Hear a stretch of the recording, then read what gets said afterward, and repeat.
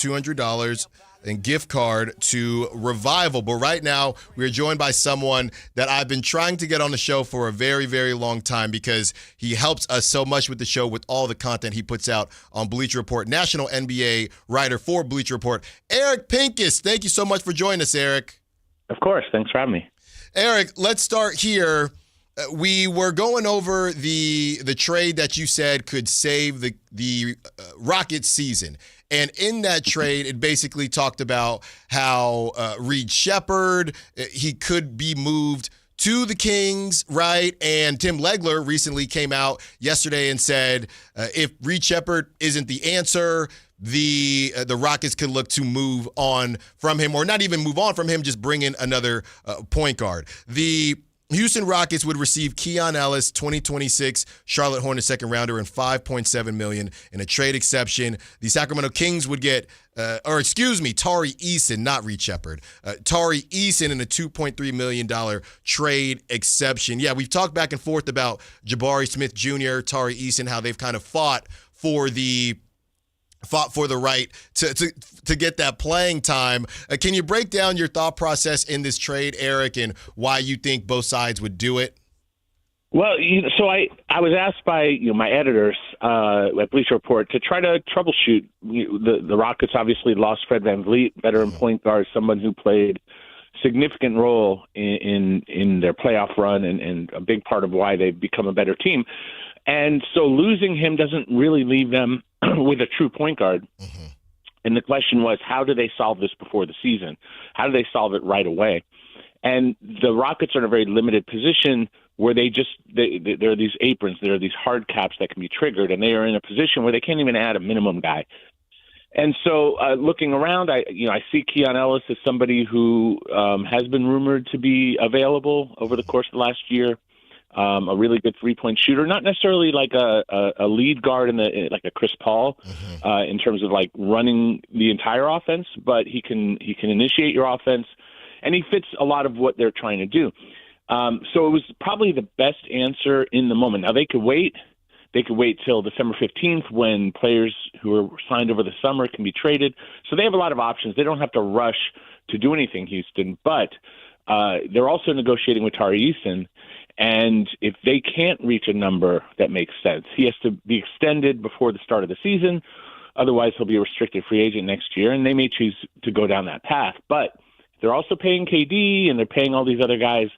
They may run into some money issues next year. So looking at all those figures, and I thought, if you want to win around Sabonis, you need a lot of good defensive wings. And if you put Keegan Murray and Tari Eason together around him, that would be the kind of players I would want around someone like Sabonis. Talking to Eric Pincus, a national NBA writer for Bleacher Report. Yeah, there was another report, like I had mentioned, about Reed Sheppard. If he struggles, the Rockets would look to add on to the point guard position. Eric, I'm not trying to get Dennis Schroeder out of town before he plays one game with the Kings, but you got to think that's fairly obvious, right? I know you said there's some money involved, but if they were able to make the money match because Dennis Schroeder making $15 a year, would you think that's something that the Rockets would consider? He's just not a placeholder, but that's kind of the Dennis Schroeder model these days. Sure, and that could be a in-season move because Dennis can't be traded till December. Right. So that's where you have to wait a little bit, and so that's fine. The Rockets don't need to be in a rush. They need to sort of explore where they're at, and they'll have some closure on Tari Eason and can make a decision then. Dennis is more of a lead guard than Keon, and we saw what Dennis did overseas. I mean, he's a tremendous international player. We've seen him be great in the NBA at times. Right. But he's very much a situational guy. Like on the right team, he's great, and on the wrong team, he's not great. So I think on the Rockets, he would fit their defensive style. I don't know if he's a great shooter, but he has experience playing at high levels, especially in the playoffs and in overseas championship level basketball. So it's not horrible. And the thing about Reed is he's super young and super talented. Last year, coming into the draft, he was really well regarded. And when they did the NBA GM poll, and he was viewed as arguably the top 5 player, or one of the best players in the next 5 years from that draft, maybe the best player. And so playing in Houston, where this is a win now team, and yes, they have a need with Fred going down, but is this a place for a young guy to really get out there and find his way, especially someone who's a scorer? Whereas Sacramento, I mean, this is, as much as fans would love, may not be the number one contending team right now. Maybe they are. Maybe they end up being the best team in the league. We don't know that, but they seem to be a little bit more middle of the pack. So this is more of this is when you want to take those sort of risks and go after a young guy and try to see if that young guy can be really special. And so that's something to discuss, but probably not until a couple months into the season. Talking to Eric Pincus of Bleacher Report. And it's funny that you bring up what the Kings could or couldn't do, because yesterday we're looking at an article and they're basically giving everyone grades, right, or ranking each team's starter and reserve by position. And when you averaged it out, the Kings were 12th. And Eric, most people don't have the Kings. They got the Kings picked 12th to finish in the West. So I look at this roster and you see that they clearly have talent and they're great respectively. But if they're going to refuse to say uncle and they don't want to blow it up, what is it that you think the Kings need to actually compete? Well, Sabonis is one of the best scoring bigs in the league, but he's not one of the best defensive bigs. He's not really a rim protector. So not that these guys are available, but players like Jaden McDaniels, I don't think they can get Jaden McDaniels, but really tall, long defenders, Amen Thompson.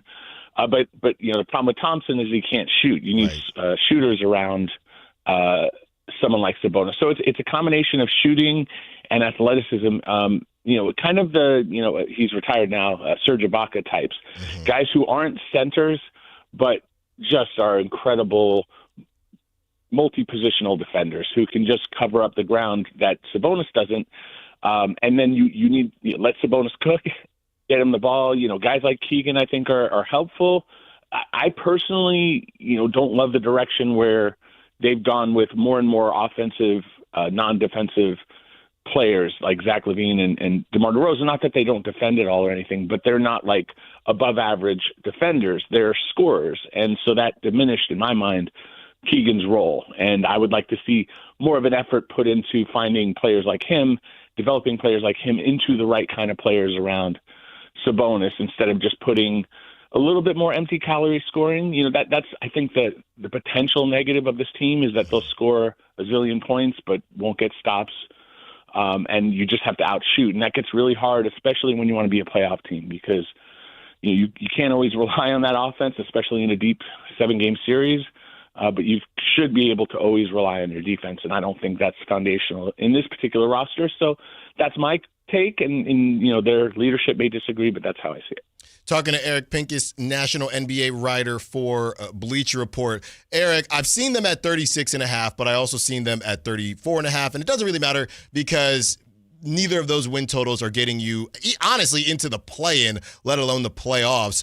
Do you anticipate some sort of fire sale before the trade deadline? Do you think this team even makes it to the end of the season and maybe they reassess things? Or do you see Scott Perry maybe saying, and I don't know, you probably haven't got a chance to look at the first 20 games for the Kings, but they got the Nuggets 3 times, the Thunder 3 times. It's a complete mess. The Timberwolves 3 times. If this thing, they blew it up after 30 games last season. I know De'Aaron Fox, it was kind of something that had been rumored to happen, and they didn't want to give Mike Brown the extension, but decided to anyway. But if this thing starts off pretty wonky, do you see another, I guess more than another, a true fire sale with the Kings? Well, it depends on how much control, influence, power that Scott Perry has, and he's relatively new to the job. And so usually when a new top basketball executive comes in, they come in and want to imprint how they see basketball on the team. Of course, if you're taking over a championship team, it's to maintain that, but that's not what the Kings are. And so usually, and that's not always the case, that executive has that power. It's possible that he doesn't, and that it's an ownership decision. a lot of times in a lot of franchises, it's not really up to the top basketball executive. It's up to ownership to set the course, and for the basketball executive to just execute it, right? And so I don't know the answer because his tenure is short, but usually new executives aren't as beholden to the prior talent, the talent they inherited.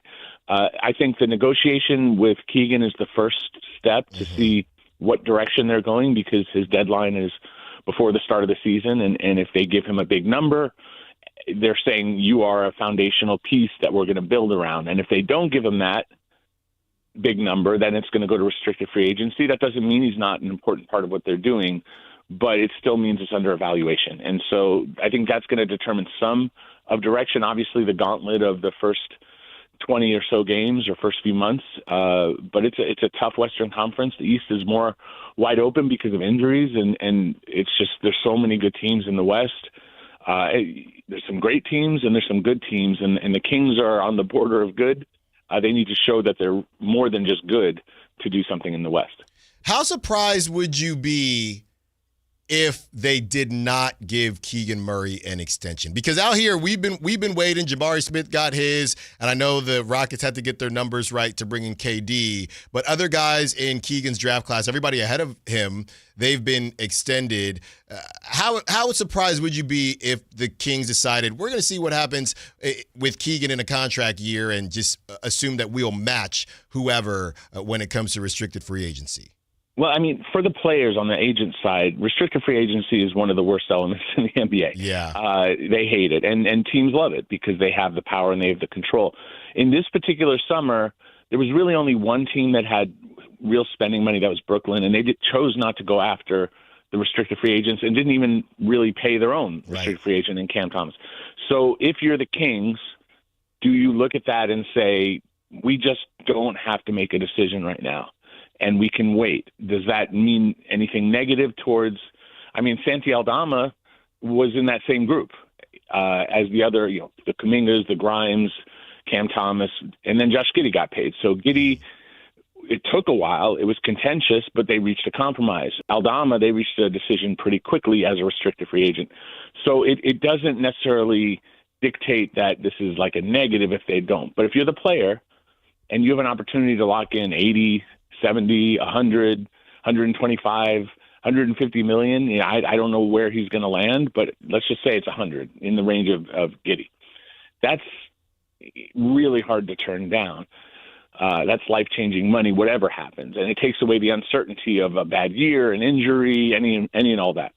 So, I would expect that there should be a compromise if the player is willing, and I would expect that he is at least a close enough number. So if it's not, then it's the Kings, and it's the Kings not being willing to. They're looking potentially. I don't know what they're doing, but they could be potentially looking at what happened with Kuminga and Grimes and these other players and saying, you know what, we're better off waiting and maintaining that flexibility if we're not certain on what Keegan is to our team. I would like to see a compromise personally, but it's not up to me. Talking to Eric Pincus of Bleacher Report. Just a couple more for you, Eric. This has been outstanding.